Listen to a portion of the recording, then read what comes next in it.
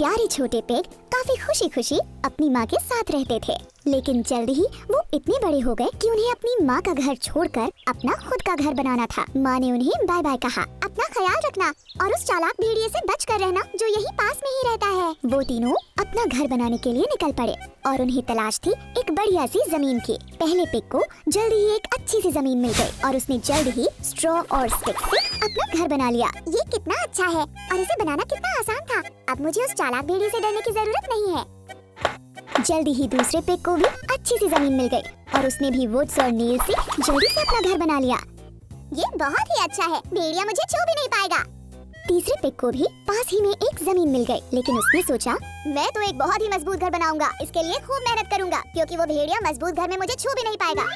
तो तीसरे पिग ने खूब मेहनत की और ब्रिक और मोर्टार से एक पक्का और मजबूत घर बनाया। तीनों पिग्स खुशी खुशी रहने लगे, लेकिन ज्यादा दिनों तक नहीं। चालाक भेड़िए की नजर उन पर थी।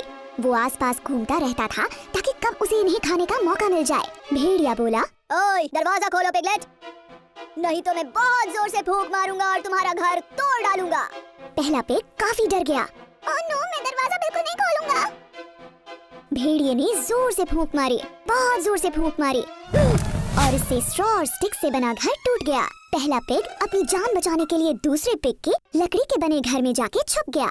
जल्द ही चालाक भेड़िया दूसरे पिग के घर पहुंच गया और वहां जाकर उसने जोर से बोला, दरवाजा खोलो पिगलेट्स, नहीं तो मैं इतनी जोर से फूंक मारूंगा कि तुम्हारा घर टूट जाएगा। दोनों लिटिल पिग्स काफी डर गए।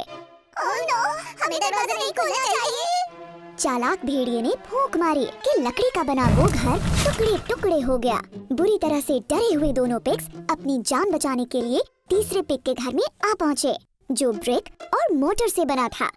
जल्द ही वो चालाक भेड़िया तीसरे पिग के घर भी आ पहुंचा। दरवाजा खोलो पिगलेट्स, नहीं तो मैं तुम्हारे घर को फूंक मार के उड़ा दूंगा। अब तीनों लिटिल पिग्स बुरी तरह से डर गए। ओह नो, हमें दरवाजा नहीं खोलना चाहिए।